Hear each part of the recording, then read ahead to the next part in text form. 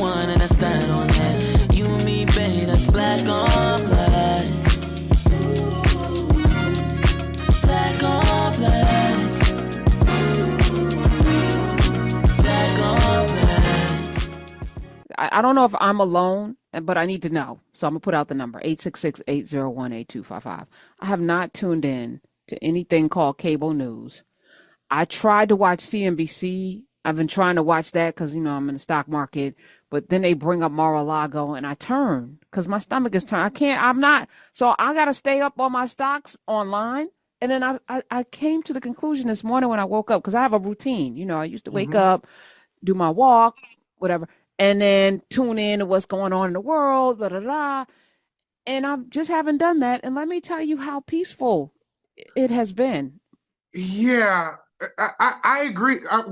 We're in the same boat right now, which feels good, right? It feels peaceful. The problem, though, is even though we are taking a break from all the commotion that's going on in the world is still in commotion and is going to be in a lot of commotion come January 21st, Correct. So we'll tap in then. That's kind of how I feel. Tap in when you got to tap in. But right now, we're not tapping in. I'm right now, I'm considering this time between now and then a little bit of a break from kind of, if I'm keeping it real, all the hope I had going into the election. Like, this is like a weird little window of, I don't want to say a window of ignorance, but only in the sense of, like in an actual literal sense, where there's just a couple of things I'm just ignoring right now for my own personal health and as a Black person. And look, I also understand that I have a little bit of privilege to be able to do that. Meaning, like, stop saying that. I know what you're saying, Tyler. Let's not call it privilege, because the majority of Americans tapped out. They don't watch the news. They don't know what the hell is going on. Half of America, half of the 30 million of us don't know civics. They don't know how I agree. How laws become laws. They don't know what the Supreme Court does. They don't even know who the Speaker of the House is. Right. They don't know the branches of government. They don't know math, science, history. Mm-hmm. Why is it on just a handful of people to know stuff? I want to be in that ignorance is bliss side too. I'm testing it out, Tyler. I'm testing it out, and it is blissful. I must say, I'm not mad at them.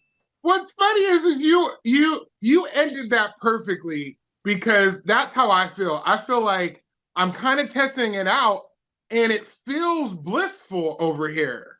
You know what I mean? But when I say privilege, that might be the wrong word. And it probably is the wrong word, because I don't want to associate that with me. But, I have a little money. I have the ability to just go out to dinner, get in my car, go and travel somewhere, and act like I don't live in this effed up situation that we are going to be in even more so come January 21st. But man, I've been finding escapism with TV shows that really have nothing to do with politics. Listen, one of my really good friends, I think you know this, one of my really good friends is Joy Reid, and I used to watch her show just to like seeing her face. And I ain't watched Joy Reid in months. Oh, listen, I'm watching AP Bio, which is the most mindless, stupid, hilarious. The season 4, I think they checked out, but I binge watched all these 4 seasons. I'm up to the final season of AP Bio. I was like, why didn't I know about this show? This show is stupid. Oh my God. Yeah. I'm same. But it is what you're saying. I understand. I understood when you said I'm privileged, because you can, but there are people that are on welfare that checked out. So the privilege of checking out obviously doesn't have any socioeconomic attachment. People have checked out who need healthcare, who need education, who need their teeth. They checked out. So who am I, Tyler, to care more than they do about them? Who am I? Can I tell you who we are? Let me tell you who we are. God, I hate to say this, because I believe what I'm about to say actually in my heart. I believe these words. Karen, look, we are not cut from the same cloth, man. I mean, no, let me say, we are cut. We are cut from the same cloth. We are different. We're built different. You now, should this be true? Should this be the way that it is? No, it should not be this way. But this is a truth. You were born with an empathy. You were born with a desire for education. You were born with a drive that came from somewhere. And you were born and surrounded yourself with world changers.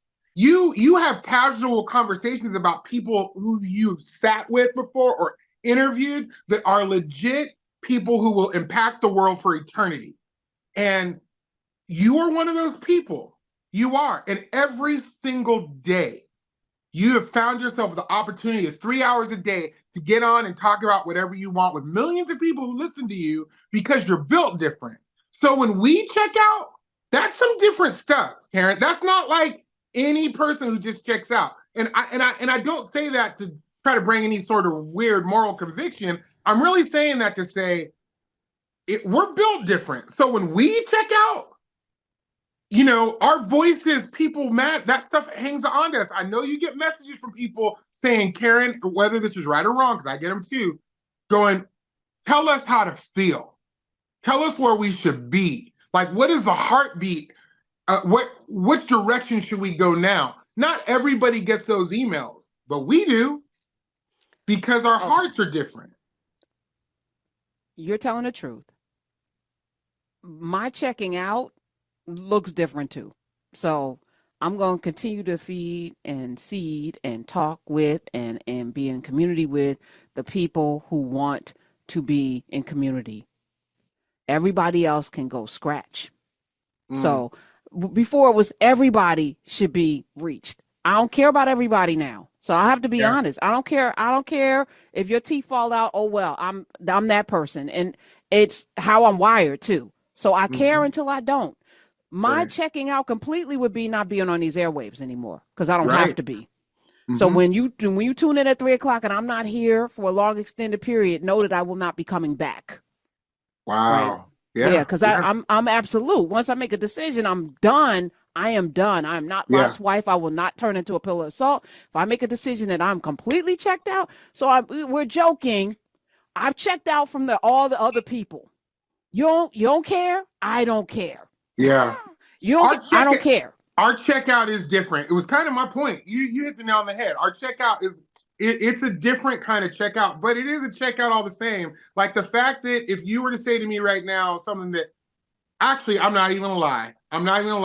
I went on to not Blue Sky about 2 minutes ago, like 2 minutes before I got on with you, just so I could at least be like, man, I need to have some sort of sense of what's going on in the world, just in case Karen wants to talk about it. Don't worry.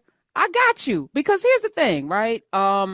I'm actually looking global because there's a lot of stuff going on in the world. Fortunately, I have a couple of producers and I'm reading headlines. I'm reading mostly BBC, Le Monde, Financial Times. I'm going outside of what my norm would be. Rolling Stone, which I love, by the way, which y'all think might be frivolous. Their lists are frivolous. They're just there for clickbait. But they have world-class journalists there. I will say that with my full chest. And you know, the stuff comes on your phone. You can't help but see the stuff. Like Britney Spears is moving to Mexico. I don't care. But, you know, that leads me now to read Claudia Scheinbaum's entire letter to Trump, which I'm going to do today. But yeah, the world is on fire. Listen, Le Monde, which means the world in French, their paper today had an editorial. The top of the fold, the editorial, Marine Le Pen's trap is closing. After raising the stakes, the far-right leader, that's their T-Rump, Le Pen, she's been trying to, you know, they have a far-right movement that has been coming. Germany has one as well. The world, this is not an American problem. This is a global issue. And I imagine it looks similar to maybe, you know, back in the day when they got in the room in Belgium and divvied up Africa. Like, I feel like the world is shifting. World War II, things are shifting. We're in a period of time. We're in history. But it said that raising stakes, the far right leader chose to overthrow the prime minister. They got a government that's on the verge of being overthrown. Yesterday, we talked about North Korea. North Korea, the new president wanted to, well, he did. He declared martial law because he's afraid that South Korea, new president declared martial law because he believes his country is being infiltrated by North Koreans. If you look at the map, the only thing saving South Korea is the United States. Now you got people infiltrating. They want to take over. China's on the other side. They want South Korea. North Korea is on one side. Boom, they're squeezed in. And now we have elected a man who said that Kim Jong-un is his buddy. He loves him.